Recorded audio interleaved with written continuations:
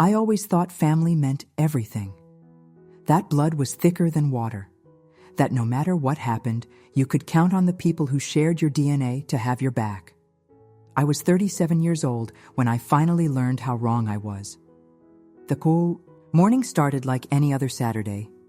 Ethan, my 6-year-old hurricane of a son, had jumped on my bed at 6 a.m., his wild curls bouncing as he demanded pancakes.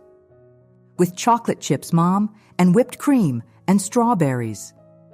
"How about we settle for regular pancakes with syrup?" I negotiated, already knowing I'd cave to at least the chocolate chips. His green eyes, so much like his father's, sparkled. With mischief. "You're no fun," he pouted, but his grin betrayed him. He was already bouncing toward the kitchen, his energy endless even before breakfast. As I made coffee and started on the pancakes, I couldn't help but smile. Yes, being a single mom was exhausting. Yes, I constantly worried about money, about being enough, about whether I was doing right by my son. But moments like these made it all worthwhile. My phone buzzed on the counter. "Mom." "Megan, we need to talk about the family dinner tomorrow." I wedged the phone between my ear and shoulder while flipping pancakes. "What about it? We're still coming. I'm bringing that pasta salad Dad likes." "Well, that's the thing." Her voice had that tone, the one that meant she was about to ask for something while making it sound like she was doing me a favor. "Your father and I were thinking, maybe you could find a sitter for Ethan." The spatula froze in my hand. "A sitter? For a family dinner?" "It's just that, well, you know how active he is. And with the baby coming, we thought it might be nice to have a more peaceful gathering. The baby, my brother Mark's baby, the golden grandchild who hadn't even been born yet, but was already more welcome at family dinners than my actual living, breathing son. Mom, Ethan is family. He's your grandson." "Of course he is. We love Ethan, but you have to admit he can be overwhelming. Remember Thanksgiving? He knocked over Grandma's china display. He was 4, and he was reaching for a toy Mark put on the high shelf specifically to tease him. Megan, don't be dramatic. We're just asking for one dinner. Think of it as a little break for yourself, too. You're always complaining about how tired you are." I felt the familiar burn of tears behind my eyes. Not from sadness, from pure, white-hot anger. I complain because I work 50 hours a week, take care of Ethan alone, and still manage to send you and Dad $500 every month to help with your bills. A family dinner isn't supposed to be a break from my son. It's supposed to be time with family. "Now, Megan, no, Mom, we'll be there tomorrow, with Ethan. If that's a problem, we'll eat at home." I hung up before she could respond, my hands shaking. Ethan looked up from his spot at the table, chocolate already smeared across his cheek. "Are we not going to Grandma's?" I forced a smile. "We're going, buddy, and you're going to be your wonderful, energetic self." But even as I said it, I felt something shift inside me. A crack in the foundation I'd built my life on. Sunday's dinner was a disaster, not because of Ethan. He was actually remarkably well behaved, coloring quietly while the adults talked. No, it was a disaster because I finally saw my family clearly. Mark and his pregnant wife Jessica held court at the center of the table, my parents hanging on their every word about nursery colors and baby names. When Ethan tried to show my dad his drawing of a dinosaur, Dad barely glanced at it. "That's nice. Sport," he muttered, immediately turning back to Mark. "So you're thinking of using my father's name as the middle name?" I watched Ethan's face fall, watched him carefully fold his drawing and put it back in his coloring box. My heart broke a little more. "Mom," I interrupted, "did you see Ethan's report card? All A's, and his teacher says he's reading 2 grades, above level." "That's wonderful, dear," she said absently, not taking her eyes off Jessica's ultrasound photo. "Jessica, have you felt the baby kick yet?" The meal continued like that. Every attempt to include Ethan in the conversation was met with polite dismissal. When he accidentally knocked over his water glass reaching for the rolls, my mother's sigh was audible across the room. "This is why we suggested," she began, then caught my glare and stopped. "Why you suggested what, Mom?" I asked, my voice deadly calm. Mark laughed, oblivious to the tension. "Probably why they suggested you get a leash for the kid. Remember when he ran through their garden last summer? He was playing," I said through gritted teeth, "like children do." "Yeah, well, when our kid comes, we're going to make sure he knows about boundaries and respect," Jessica chimed in, rubbing her belly sanctimoniously. I stood up so fast my chair scraped against the floor. "Ethan, get your things. We're leaving." "But I haven't had dessert," Ethan protested. "We'll get ice cream on the way home." "Megan, don't be ridiculous," my father said, finally engaging. "Sit down, you're making a scene." "No, Dad. What's ridiculous is that I've been subsidizing this family for 3 years, ever since Derek left. I pay your car insurance. I help with your mortgage. I bought Mark's suit for his job interviews. And yet my son, your grandson, is treated like an inconvenience." "Nobody said," my mother started. "You didn't have to say it. Actions speak louder." I helped Ethan into his jacket, my hands surprisingly steady. "I think it's time I reevaluated my priorities." "What's that supposed to mean?" Mark asked, suddenly concerned. I looked at him, really looked at him. My younger brother, who at 32 still lived at home, who'd quit job after job because they were beneath him, who was about to bring a child into the world, while our parents still paid his cell phone bill. "It means the Bank of Megan is closed." The silence was deafening. I took Ethan's hand and walked out, feeling lighter with every step. The next few weeks were a revelation. Without the constant drain of supporting my family, I had money left over, real money. I started a college fund for Ethan. I bought him the bike he'd been wanting. I even treated myself to a massage, the first in years. My phone rang constantly, messages piled up. "Megan, the car insurance is due." "Honey, we're a little short. This month." "Sis, Jessica's having complications and the medical bills." I ignored them all. It wasn't easy. 37 years of conditioning screamed at me to help, to fix, to sacrifice. But every time I wavered, I looked at Ethan and remembered my parents' dismissal of him. Mother's Day arrived like a test of my resolve. For the first time in years, I made plans for myself and Ethan. We were going to the zoo, then out for lunch at his favorite restaurant. I was actually excited. The doorbell rang as we were getting ready to leave. I opened it to find my mother standing there, holding a small gift bag. "Happy Mother's Day," she said, pressing the bag into my hands. I opened it, touched despite everything. Inside was a frame, a beautiful, expensive frame, containing a photo of Jessica's ultrasound. "Mom, isn't it beautiful? I thought you'd want to display it." Being an aunt is such a blessing. I stared at her, waiting for her to realize, to remember that she was standing on her daughter's doorstep on Mother's Day, completely ignoring the fact that I was a mother, too. She didn't. "We're having a little gathering for Jessica. Her first Mother's Day, you know. Well, almost. Are you coming? Your dad's grilling." "It's my Mother's Day too, Mom." She blinked, as if the thought had never occurred to her. "Oh. Well, yes, of course. But Jessica's actually pregnant right now. So," I handed the frame back to her. "Enjoy your party. Megan."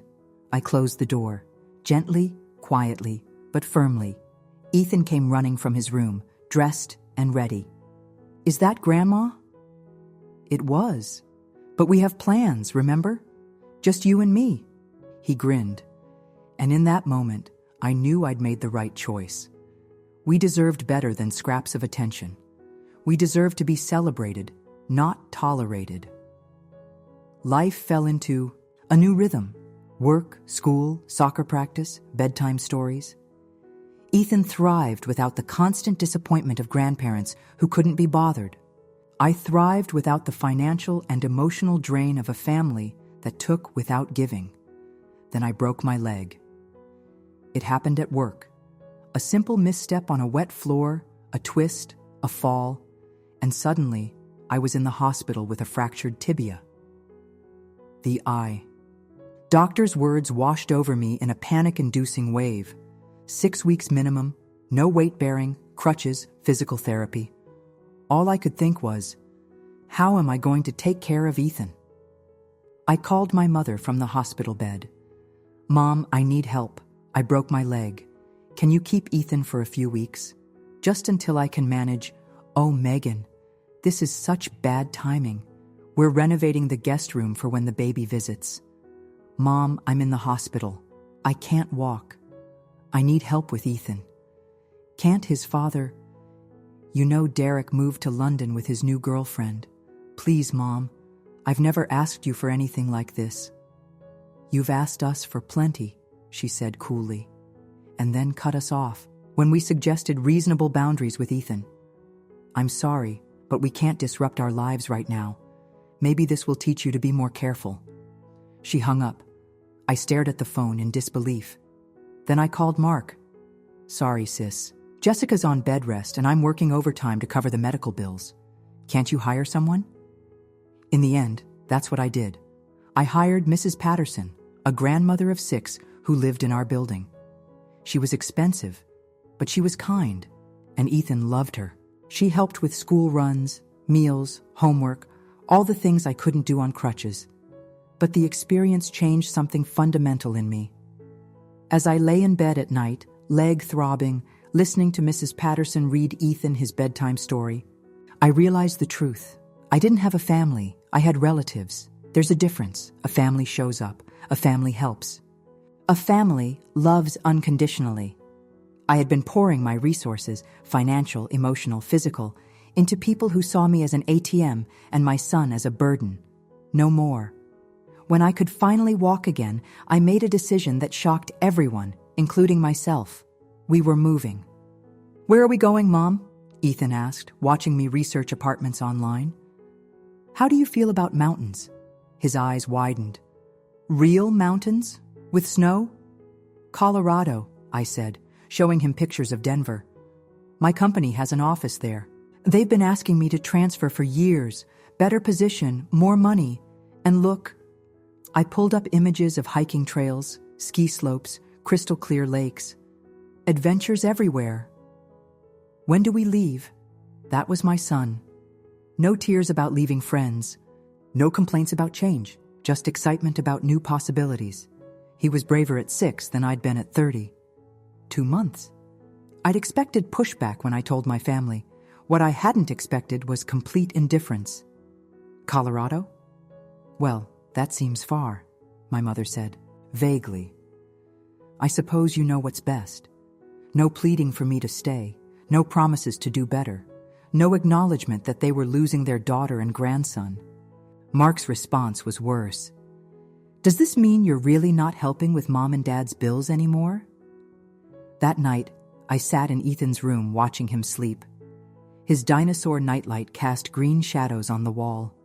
His breathing was deep and even, occasionally interrupted by the little snort that meant he was dreaming hard. I'd spent so long trying to earn my family's love, their approval, their attention. But the love I needed was right here, in this small person who thought I hung the moon, who trusted me completely, who never made me feel like I wasn't enough. The move was everything we needed. Denver welcomed us with open arms and endless blue skies. Ethan made friends instantly at his new school. I threw myself into my new position, finally able to focus on my career without the constant drain of family drama. We found a little apartment near City Park with a view of the mountains from Ethan's bedroom window. On weekends, we hiked. We learned to ski. We discovered tiny mountain towns and alpine lakes. We built snowmen and had snowball fights. For the first time in years, I felt like I could breathe. Ethan blossomed. Without the weight of grandparents who sighed when he entered a room, he became more confident. He joined the science club, the soccer team, the art class. His teachers raved about him. He's so creative, his art teacher told me during parent-teacher conferences, and so kind to the other children. You've done an amazing job with him." I almost cried.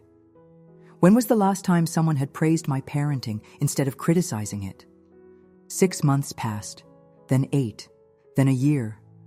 Social media kept me loosely informed of my family's life. Jessica had the baby, a boy named Robert James, after my grandfather's. The photos flooded Facebook, my parents holding him, cooing over him, celebrating every milestone. They never called to see how we were doing, never asked for photos of Ethan, never wondered about our new life. I stopped checking Facebook. Ethan and I built our own traditions.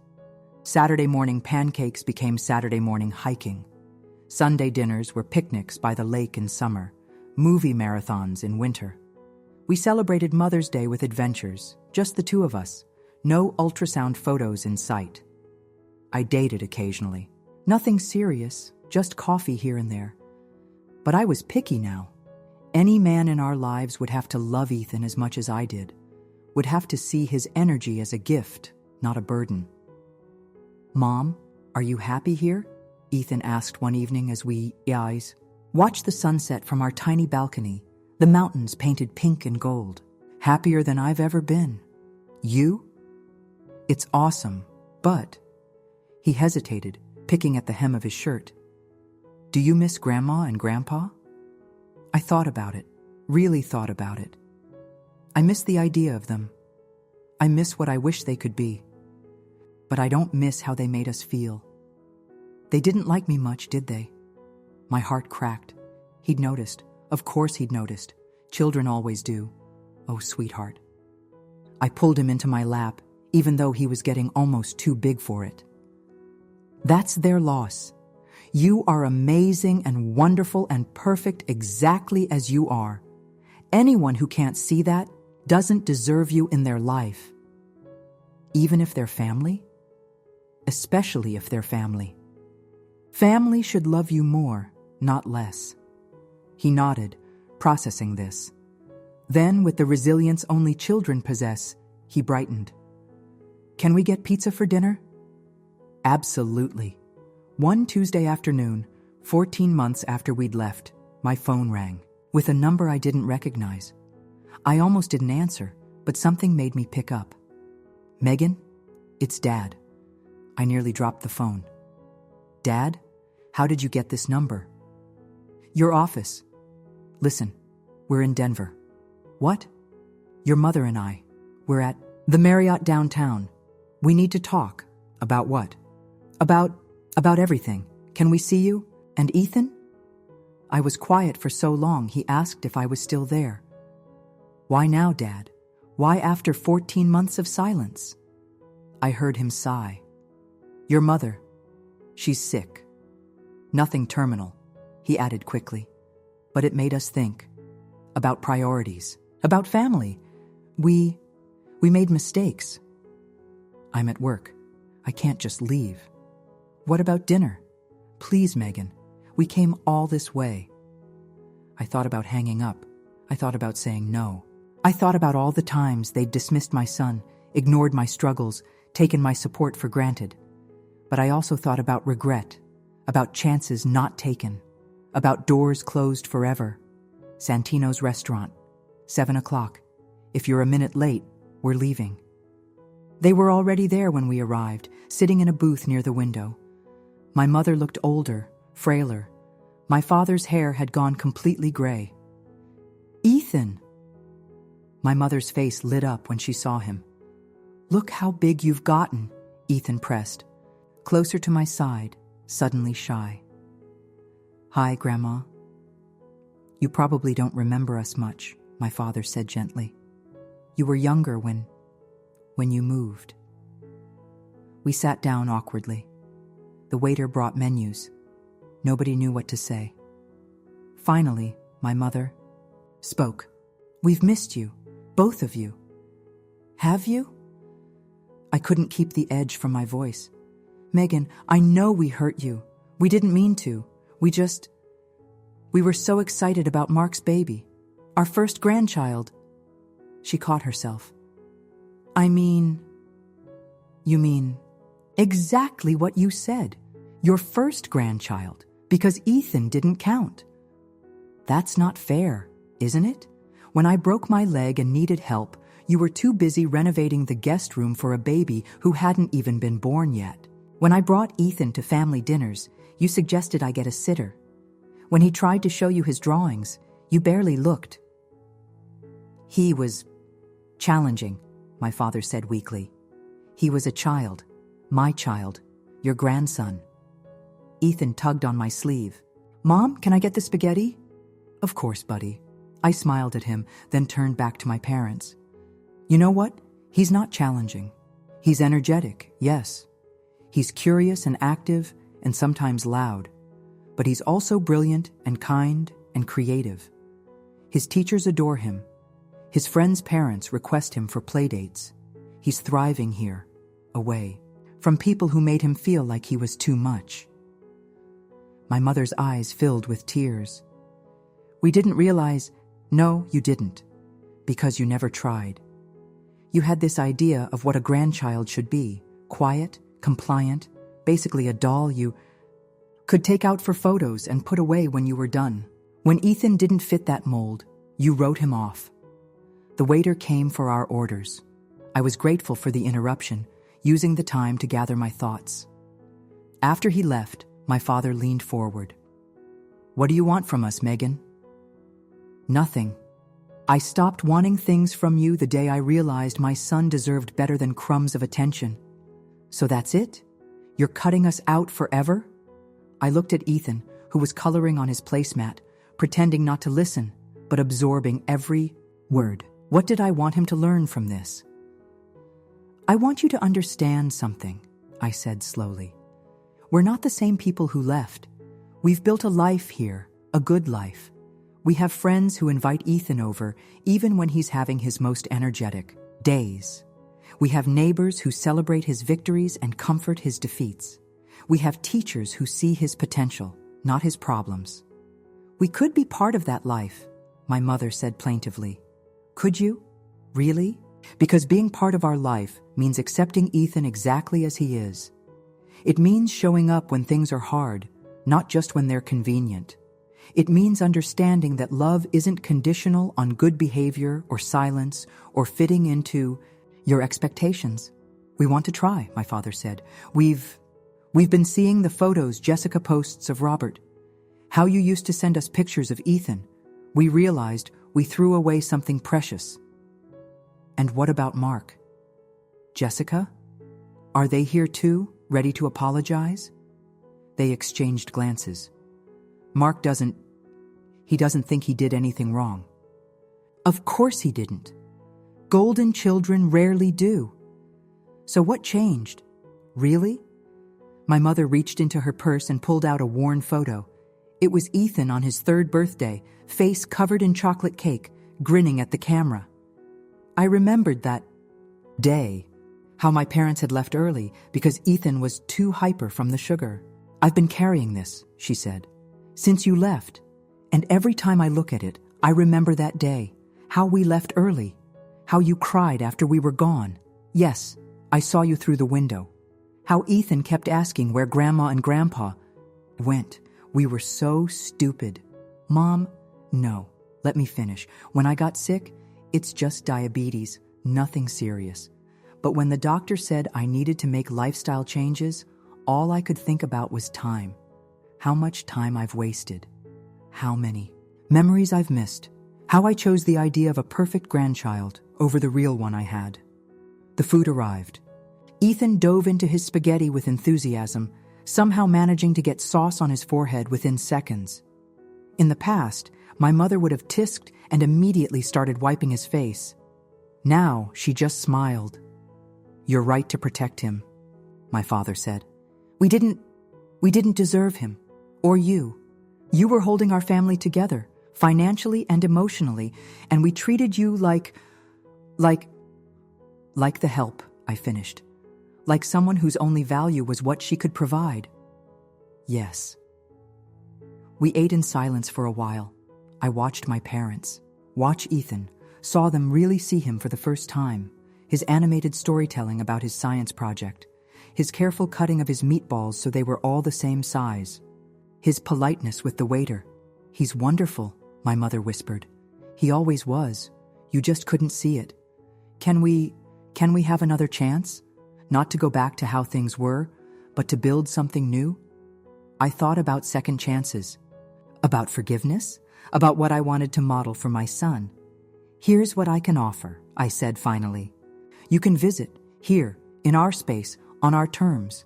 You can get to know Ethan, really know him, not the version you think he should be.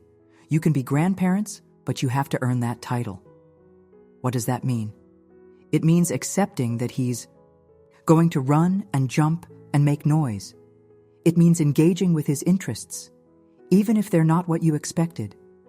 It means never, ever suggesting I need a break from my own child. "We can do that," my mother said eagerly. "It also means respecting my boundaries. No guilt trips about money. No comparisons to Robert. No trying to change us to fit your idea of what we should be." They nodded. "And Mark?" "Mark makes his own choices. This is about us. About you and Ethan." Ethan looked up from his pasta. "Are Grandma and Grandpa going to visit us?" I smoothed his hair. "Maybe, if they can follow our rules." "What rules?" "That they love you just as you are, that they come to your soccer games and art shows, that they never make you feel like you're too much or not enough." He considered this.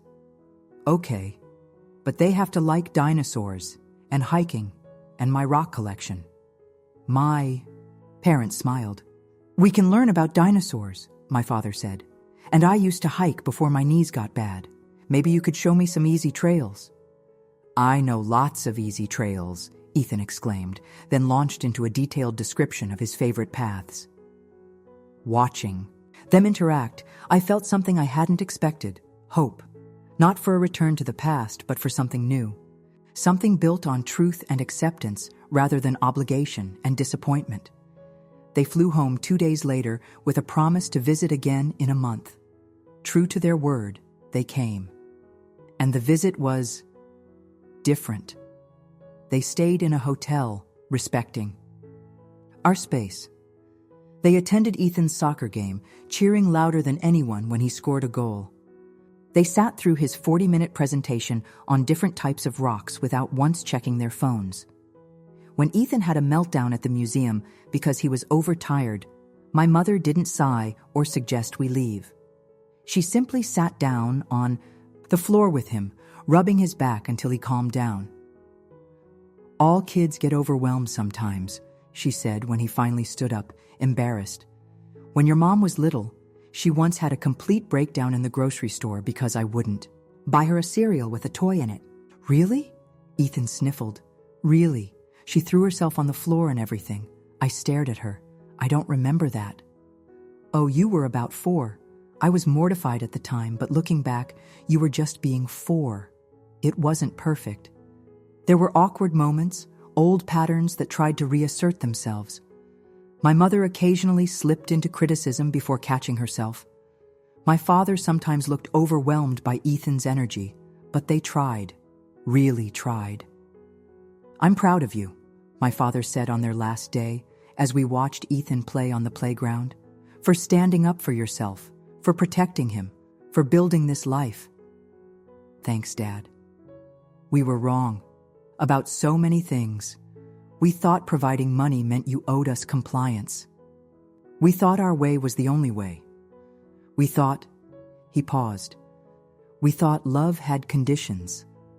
And now I think love means showing up, even when it's hard, even when you've screwed up so badly you don't deserve forgiveness." I watched Ethan climb the monkey bars, determined and fearless. He taught me that. He loved so freely, so completely. I wanted to be worthy of that love. You are. You always were. We were the ones who weren't worthy. Over the next year, my parents visited every 6 weeks. They missed some visits due to health issues or weather, but they always rescheduled. They video called Ethan weekly, listening to his rambling stories about school and friends and his latest obsessions. They sent birthday presents that showed they actually knew him. Science kits and art supplies and books about dinosaurs. They remembered his school events, texting good luck messages before spelling bees in class presentations. Slowly, carefully, we built something new. Not the family I'd always dreamed of, but something real, something honest. Mark never apologized. He sent a few angry texts about how I'd abandoned the family, how I'd turned our parents against him. I didn't respond. He'd made his choice, just as I'd made mine. "Do you ever regret leaving?" my therapist asked during one of our sessions. I'd started seeing her after the move, working through years of feeling inadequate and unappreciated. No, leaving saved us. It showed me what we deserved. It forced my parents to see us clearly. If we'd stayed, nothing would have changed. And now we have boundaries. We have respect. We have a relationship built on truth rather than tradition. And Ethan? I smiled. Ethan has grandparents who cheer at his soccer games, who frame his artwork, who see him as a blessing, not a burden. It's not what I imagined, but it's what we needed. On Mother's Day the following year, my parents sent flowers. The card read, "To an amazing mother who taught us what unconditional love really means. Thank you for the second chance." But the real gift came that evening when Ethan crawled into my lap after dinner. "Mom? Yeah, buddy? I'm glad. We moved here. I'm glad Grandma and Grandpa visit now. But mostly, I'm glad it's you and me." "Me too, sweetheart. Me too."